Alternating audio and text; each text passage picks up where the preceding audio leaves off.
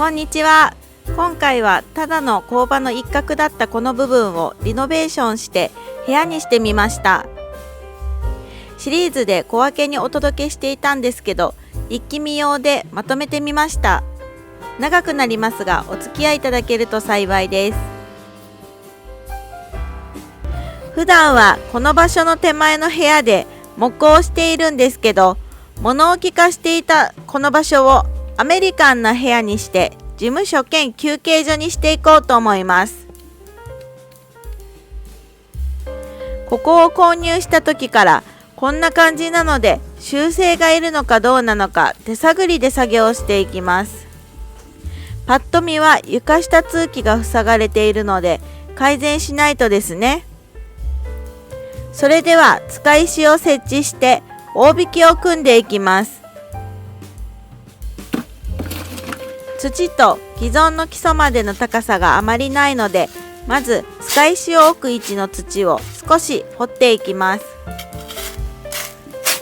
使い石の配置は床材の 910×1820 が加工を最小限で設置できるように、縦も横も 910mm の間隔で置きます。掘っていると何か工具が出てきました。どういうことだろう。考えてもわからないのでどんどん掘ります。穴の深さは使い石の高さが既存の基礎より低くなるように適当に掘ります。次に掘った土3に対してセメント1を混ぜて、水を入れずによく混ぜてバサモルを作ります。これを使い石の下に使うことで水平出しがすごく速くなります。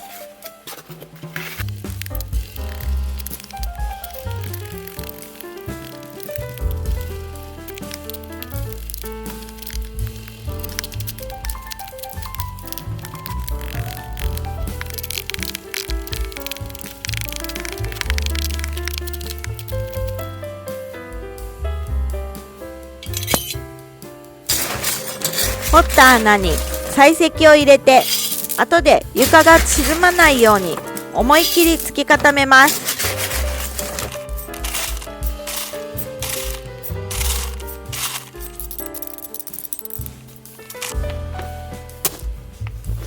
主人は100キロ近くあるので、トンで突き固めれば結構安心かなと思ってます。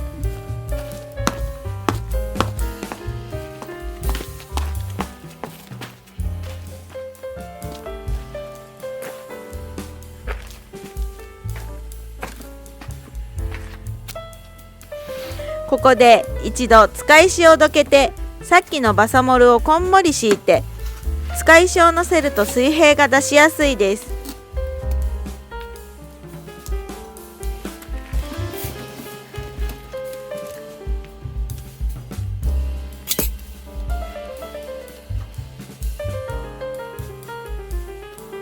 小さい水平器を置いて調整すればさらに早いですね。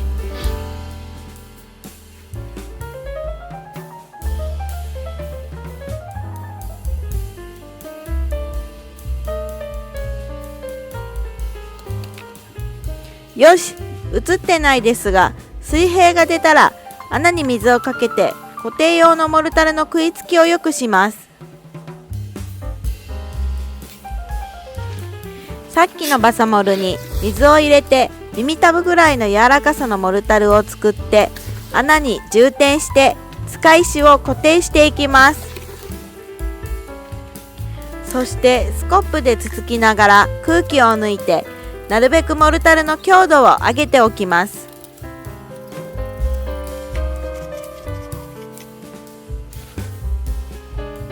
これを10箇所やりました。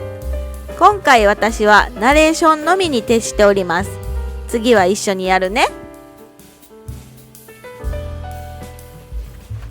次に土の湿気が上に上がってこないように防湿シートを土全面にかぶせていきます。この上からさらに調湿剤を引くんですけど、大引きの設置に邪魔になりそうなので後にします。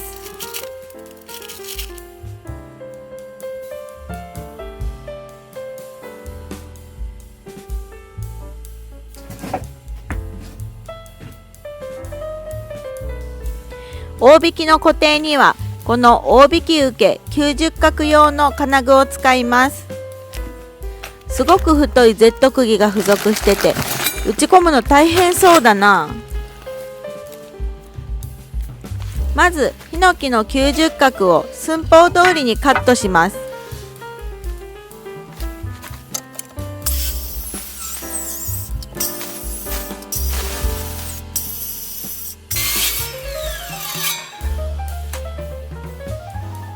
カットできたら金具を取り付けていきます。Z 釘は引き抜き強度を維持するために下穴は厳禁なので、硬かったり割れそうでも頑張って打ち込んでいきます。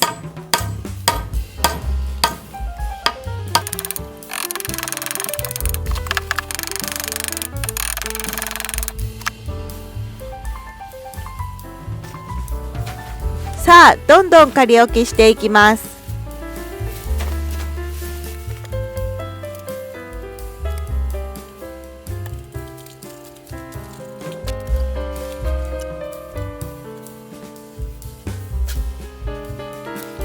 構成塚では短いのがなかったので、塚材はプラモクレンという商品を使っていこうと思います。これも構成塚と同じで回転させて高さ調節ができます。この使い石の部分の防湿シートのしまいがわからなかったんですけど、適当に切りました。調節剤がシートを押さえてくれて湿気は上がってこないと信じます。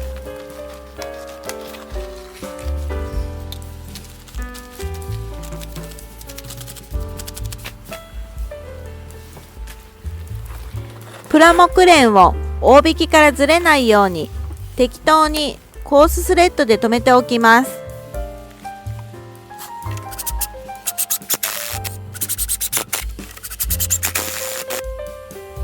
ここで大引きを仮置きして水平出しをしておきます。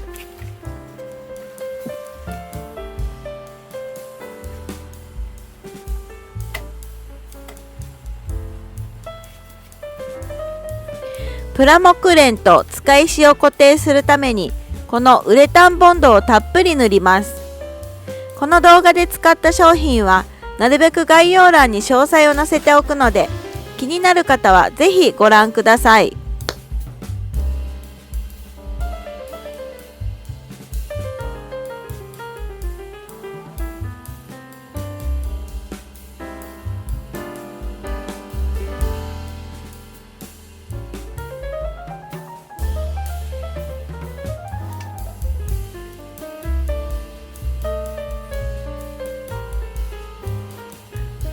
これくらいむにゅっとなるくらいボンドを塗ります。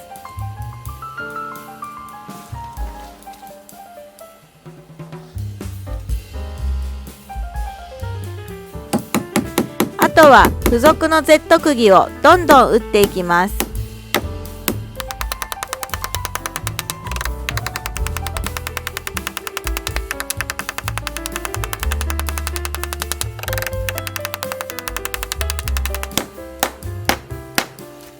ここからは短い方向の大引きもどんどん設置していきます。途中からヒノキではなく余っていた杉やスケアになっています。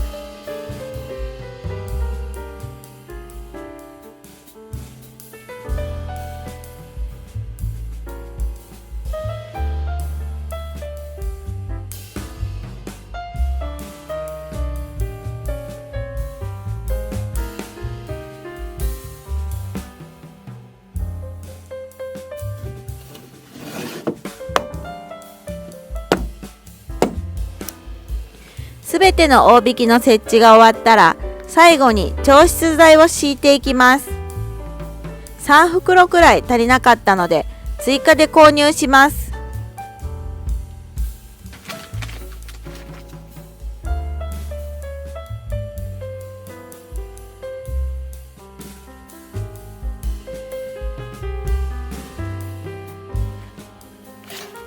土台までがようやく終わりました。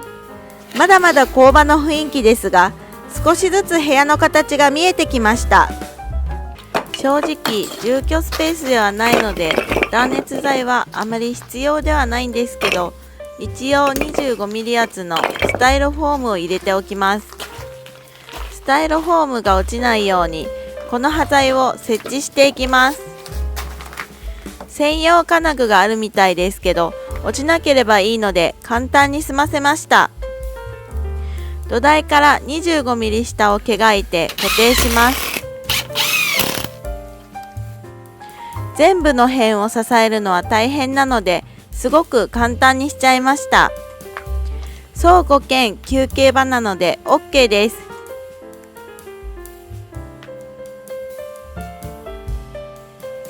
ひたすらカッターで切ってはめ込んでいきます。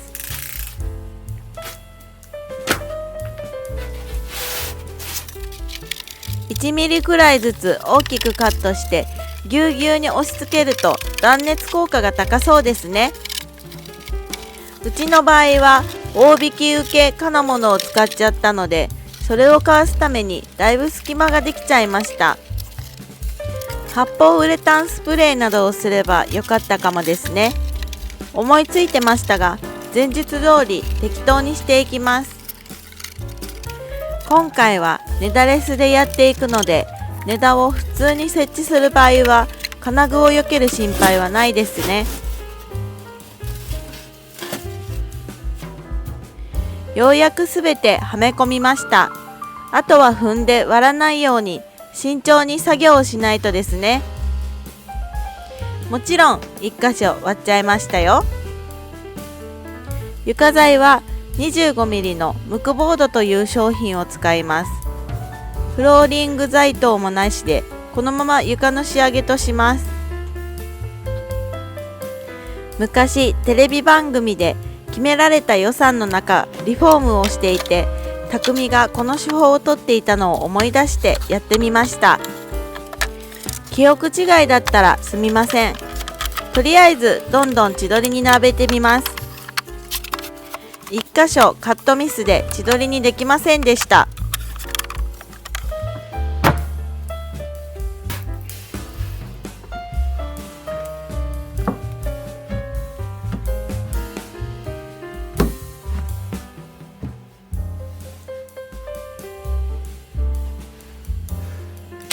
次は下穴と皿取りを同時にしてコーススレッドを打ち込んでいきます。ネジの頭は見えちゃうんですけど、黒だからかっこいいですよね、銀よりは。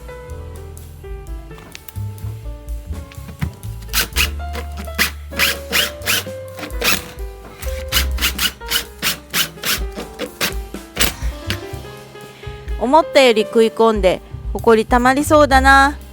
とりあえず全部打ってみよう。ネダボンドも用意してたんですけど、きしみとかどうでもいいなぁと途中で思ったので、これも省きました。打ち込むピッチも 150mm くらいがいいと調べてましたが、ネジの節約で 200mm にしました。夫はヘルニア持ちなので覚悟してましたが、この日の夜まさかの膝が曲がらなくなり、寝室へ上がれなくなりました。来年こそ夫婦でダイエットを成功させる決意をしました。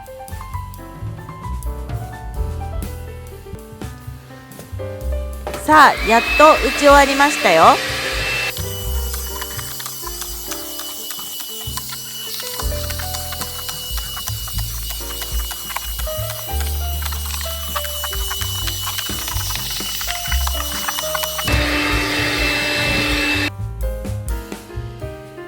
思ってたほどネジ頭は気になりませんね。私はダークブラウンでオイルフィニッシュしようと思ってたんですけど、自然な木の感じもいいので、とりあえずこれで床完成とします。天井組は安かったので、すべて 38×38 の角材を使っていきます。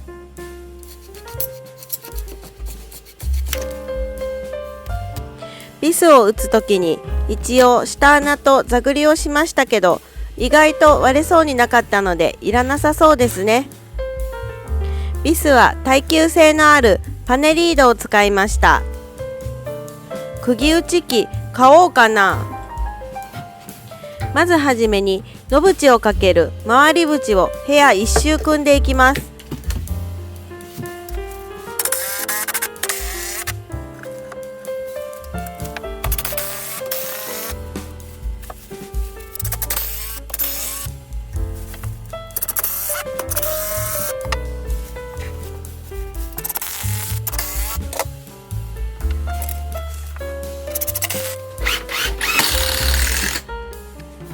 これで回り縁が取り付けられたので、野縁を取り付けていきます。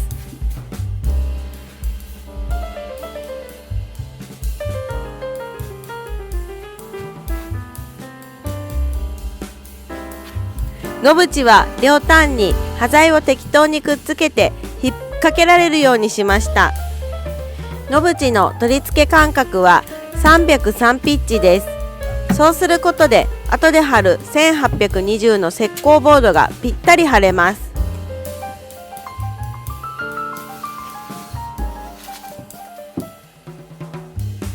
どんどん引っ掛けるだけ引っ掛けて、後でビスを斜め打ちします。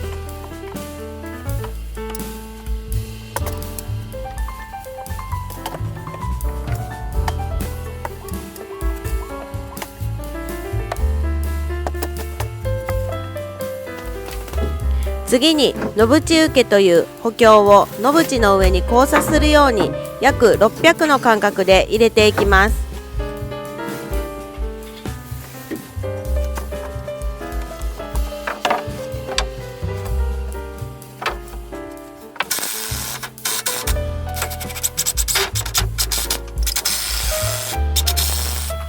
次に野縁受けを吊るすような感じで吊り木を入れていきます。これも約600ピッチで入れていきました。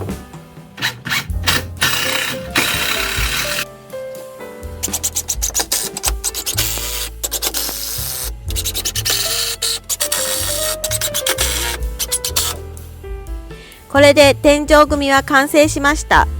体重100キロの夫がぶら下がってもびくともしなかったので、とりあえず安心です。石膏ボード貼っちゃうとこの光景も見られなくなるので見納めしておきます。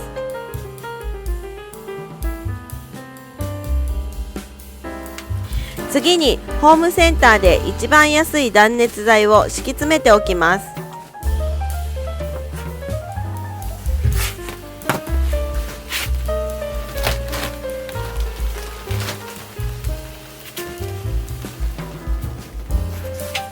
これで本当に気密が保てるのかわからないんですけど、 YouTube で習った通りにやってみます。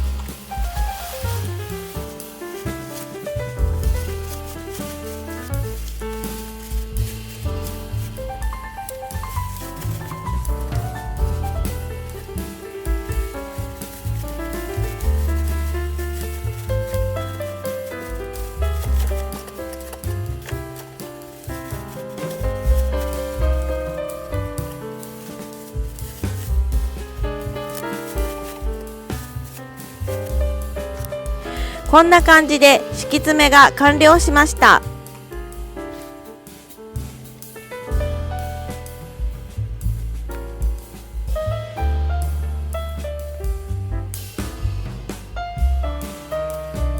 最後にダウンライト取り付けの加工をして石膏ボードを貼っていきます。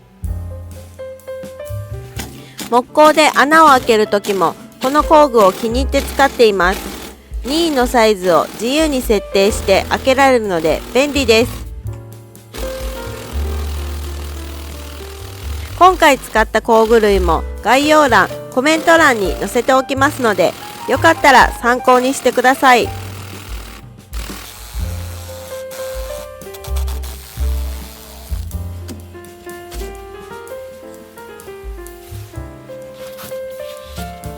石膏ボードの取り付けもとても重いので、引っ掛けられるようにところどころ端材を仕込んでやっています。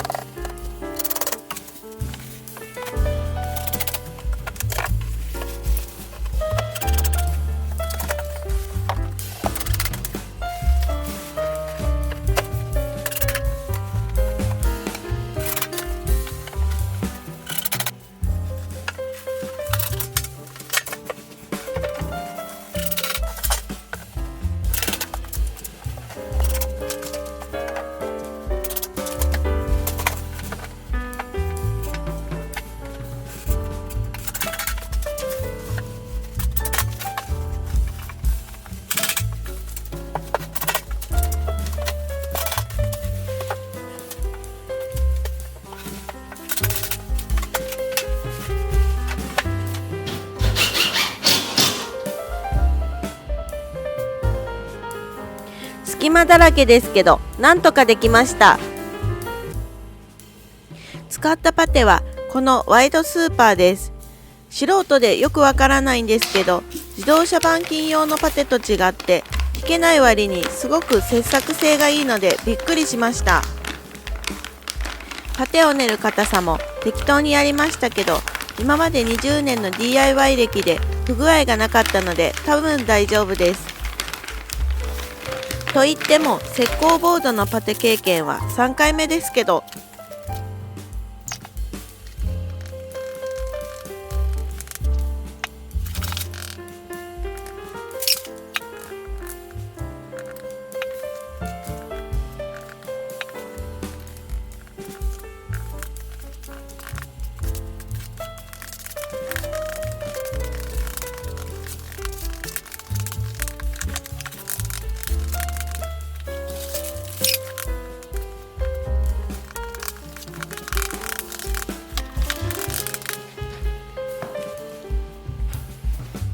パテは溝に対して横から入れ込んで縦にならす感じでやっていきました。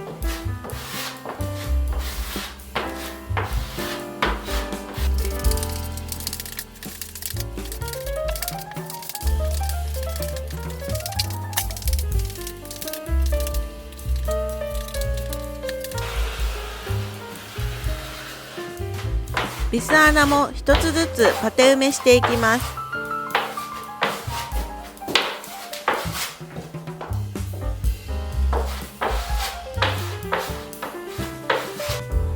なんとか1回目塗りが終わりました。天井は木を貼ろうと思っているので壁だけです。あと漆喰は南面だけで、あと3面は塗装の予定です。次に当て木をした120番のペーパーでパテを平らにしていきます。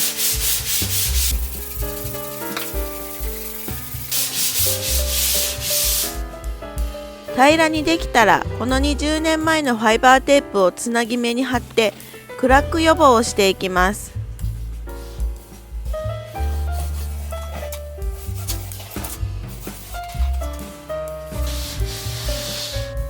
この交差する部分は重ならないように貼っていきます。後で盛り上がって目立つらしいです。よし、全部貼れました。ここから2回目のパテをしようと思ったんですけど、そもそもパテ自体が今回使う漆喰で良かったみたいです。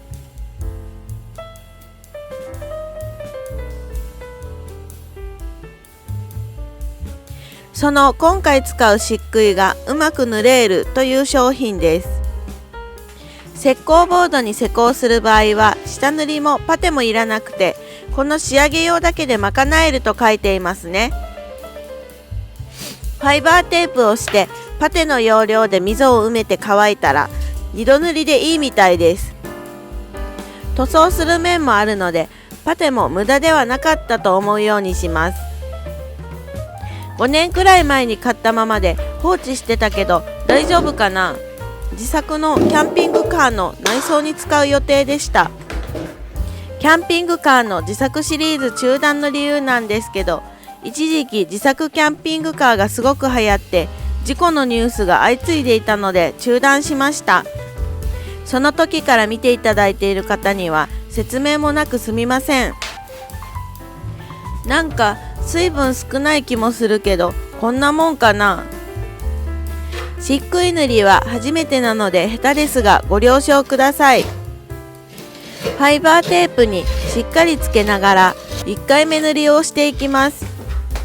今回塗った範囲は12平米くらいで、うまく塗れるが1缶で16平米塗れると書いてあるんですけど、塗れなくて5キロ買い足しました。2回塗り合計圧1ミリで16平米と書いてあるので、すごく分厚く塗りすぎたんだと思います。正直1回塗りでも石膏ボードの継ぎ目はほぼ隠れていたので1回で良かったかなという感じもします。 DIY で厚く塗っちゃった場合は1回塗りで終わるのもありかもですね。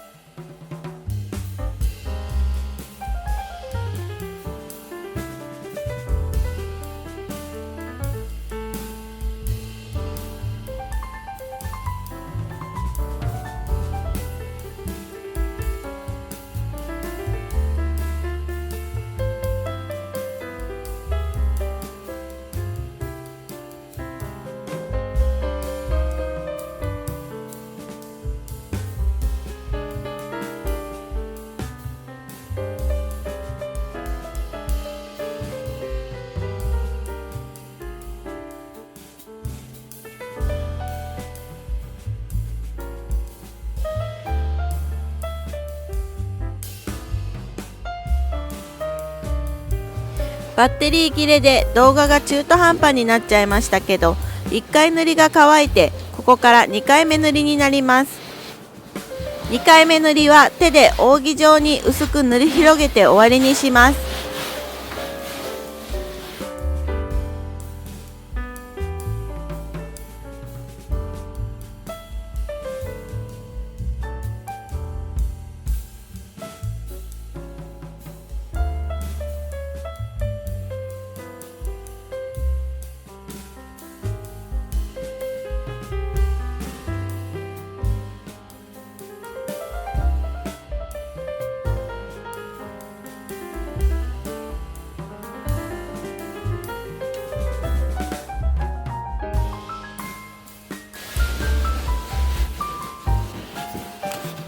思ったより大変でしたけど、なんとか塗り終わりました。小さい壁2面にアクセントでブルーグレー、漆喰と反対側の壁に白を塗っていきます。パテは前回の漆喰編で終わっているので、気になる方はそちらを参考にしてください。まずは塗料の吸い込み具合の調整と食いつきアップのために下塗りシーラーを塗ります。事前にネットで調べてホームセンターで一番安く石膏ボードやカチオン系と書いているものを選びました。容器を振ってから塗装用トレーに注ぎます。ローラーが届きづらい角や端を水性用のハケで塗ります。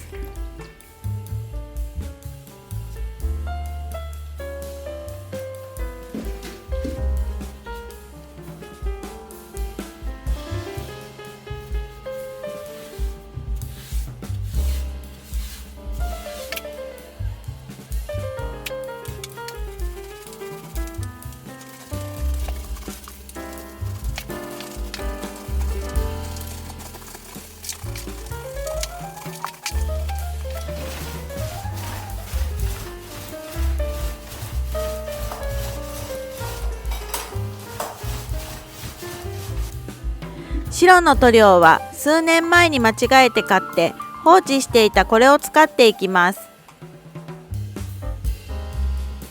たまたま白すぎずベージュすぎずちょうどいい色味で完璧です。下塗りを一晩乾かしてから上塗りも同じようにローラーが届きづらいところをハケで塗っていきます。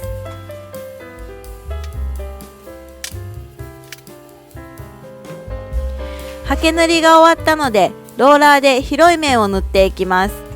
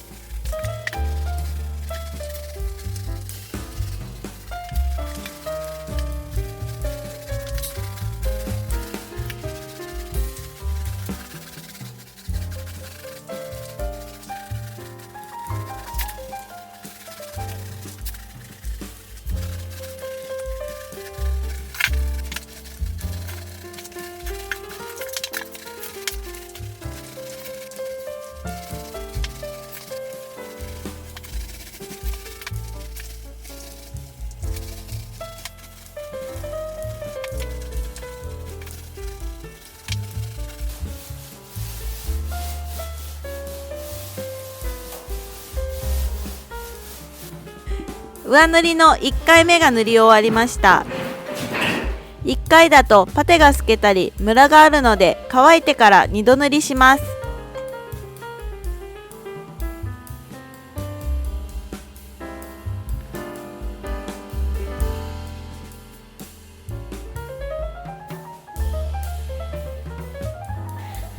ブルーグレーの塗料はこれを使います。これも以前壁用で使った余りです。今回の塗料なども概要欄、コメント欄に載せておきますので参考にしてください。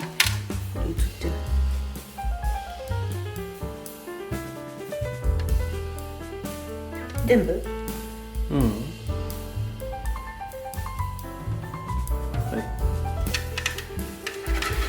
いい色です。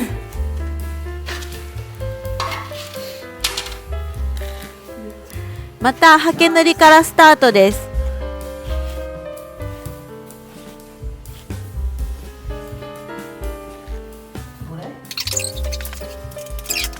次の日、腕が筋肉痛でした。ローラーだと濡れるスピードは速いんですけど、体全体を使う感じがして思ったよりしんどかったです。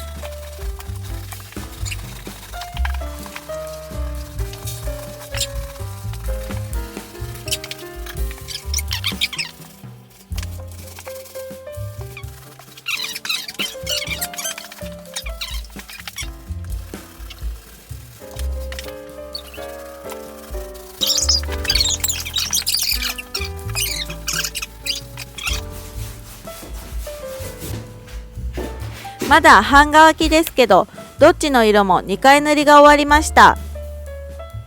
ローラー塗りは初めてだったんですけど、思ったより綺麗に塗れて楽しかったです。壁のコーナーは後でシーリングしてごまかします。95ミリ幅ののじ板を天井に貼っていきます。表面がザラザラで内装の材料には向いてないんですけど、1坪約1800円と安かったので、安さだけで決めちゃいました。案の定すごく大変だったんですけど、120番のペーパーでひたすら磨いて、ある程度表面をサラサラにしていきます。以前に手押しカンナ台を DIY したことがあったので、それを使ったらすごく早かったなぁと今後悔しています。これくらいサラサラになればいいよね。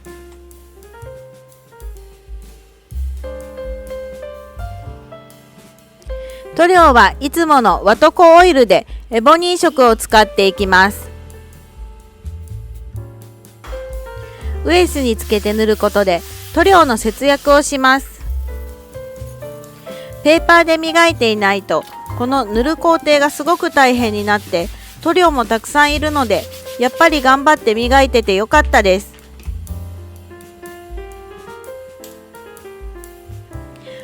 いい色。天井に貼るのが楽しみです。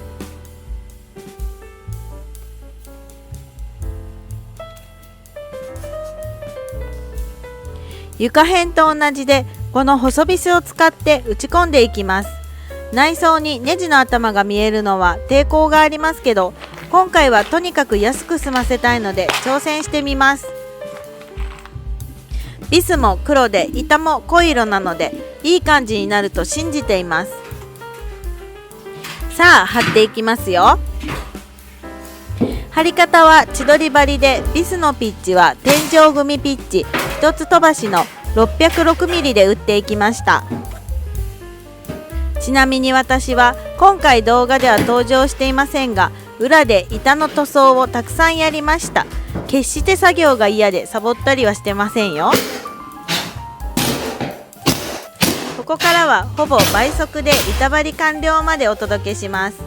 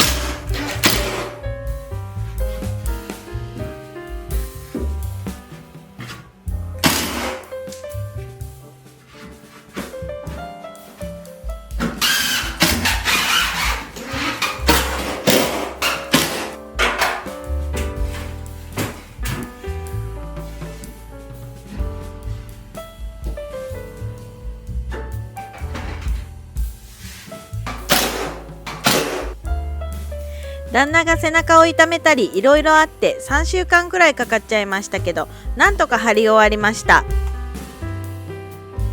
後半黒いビスがなくなっちゃって画面左4分の1くらいメッキが見えてる部分がありますけど、個人的には全然満足です。最近ルームツアーの動画とか見てもナチュラルな色の板が多いですけど、濃いのも悪くないですよね。まずは家に余っていたダウンライトを取り付けていきます。2つずつワットや色などがバラバラで違うんですけど、新しく買っても使い道がないので無理やり使っていきます。開口はたまたま全部100パイでつく照明でした。穴に差し込んで終わりです。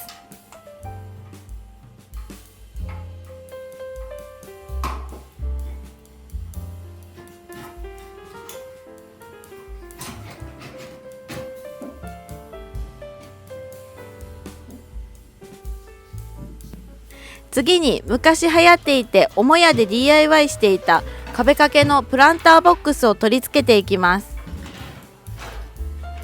カフェとかでよく見ましたよね。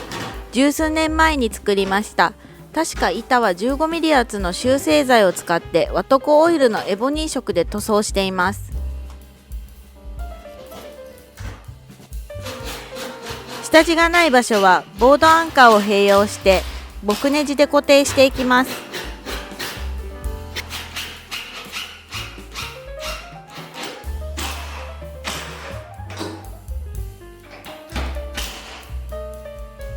表の板は直接木ネジで固定します。昔はネジ頭が見えても何も感じてなかったですね。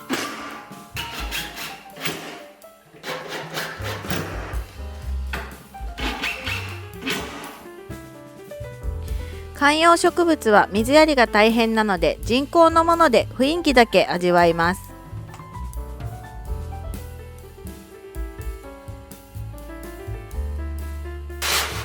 せっかくなので植物を間接照明で照らしたいと思います。照明は LED テープを使います。 AC 電源の方が明るいものがありますけど、配線が面倒なので乾電池式にします。配線が壁を伝って見えるの嫌ですよね。 LED テープを選ぶときに COB という発光タイプを選ぶと明るくて間違いがないです。使用した機器類もなるべく概要欄やコメント欄に記載しておきますので、気になった方は参考にしてください。テープを貼る位置は植物を照らしながらも壁を照らして間接照明としたいので、表の板の裏の一番上を這わすように貼ります。よし、点灯チェックです。電池ボックスはここへ放り込んで、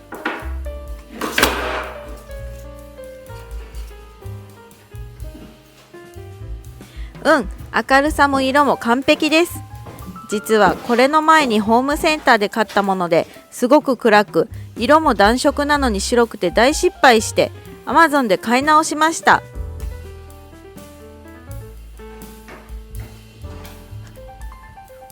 次はこの壁にちょっとした棚をつけていきます。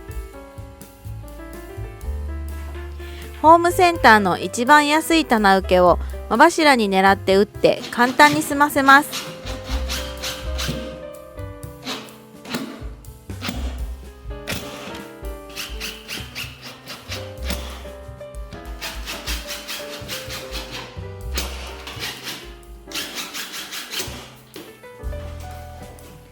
板は床片で使ったものの余りです。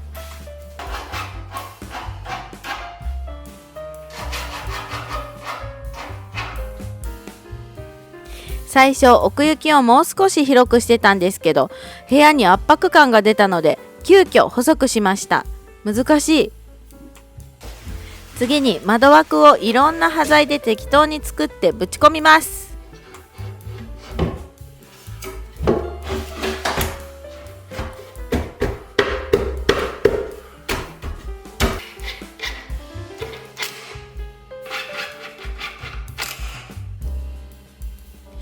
いろんな端材を使ったのがなぜかいい感じになった気がします。何か小物を飾るのが楽しみ。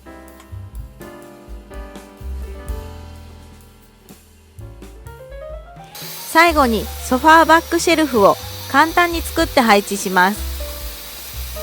2×8 がそこそこの数転がっているので状態はあんまり良くないですけど、これで作っていきます。あえてあまり磨かずに古材っぽいアンティークっぽい感じを目指していきます。決して磨くのが面倒ではないです。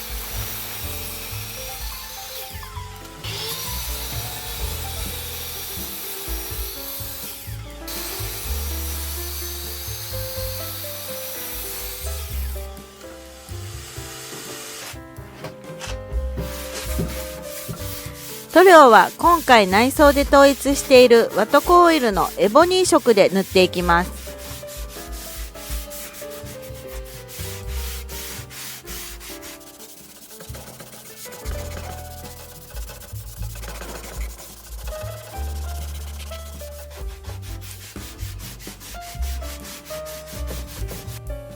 この親戚のおばさんが使っていた古いソファーに合わせて配置します。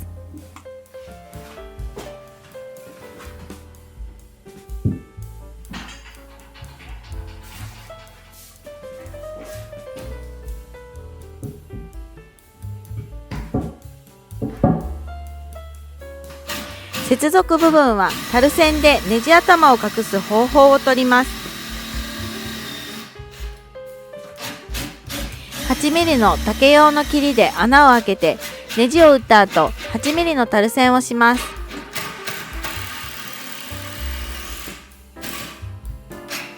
古材なので接続部を隠すよりタル線がおしゃれかなと思いました。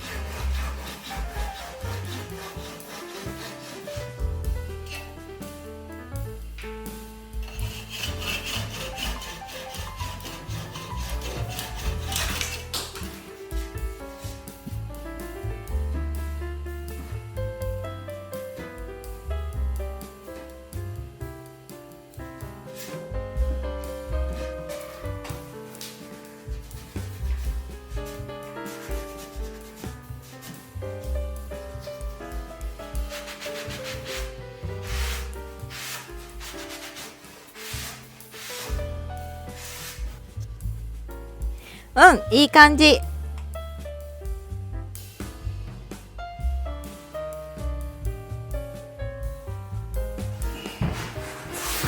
あとは同じように中板を固定して完成です。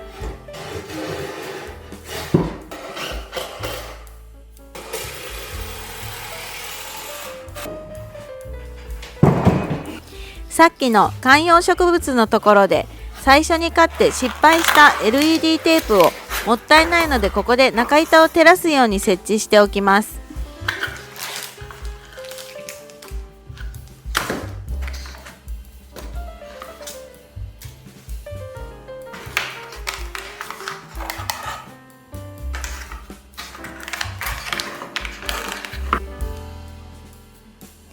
こう見ると明るいんですけどね、色も電球色ではないんですよね。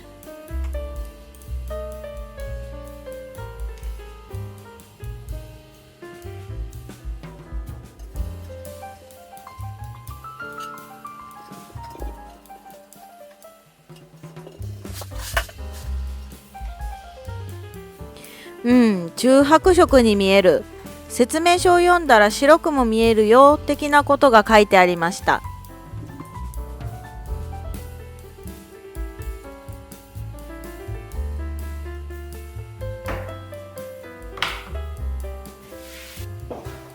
この端材テーブルは後日別動画をアップします。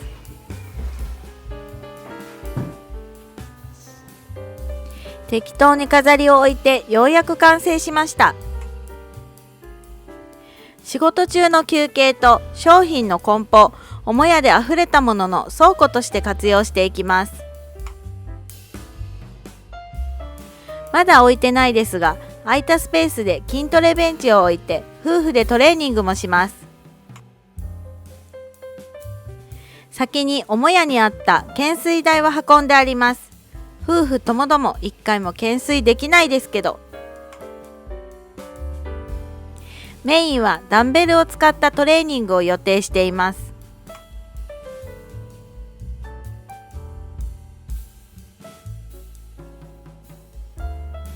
ソファーバックシェルフは磨きすぎて古材感が損なわれましたね。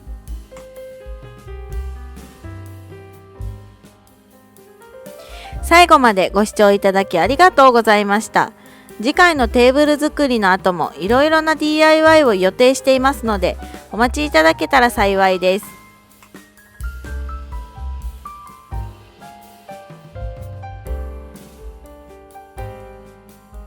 よかったら高評価、チャンネル登録もよろしくお願いします。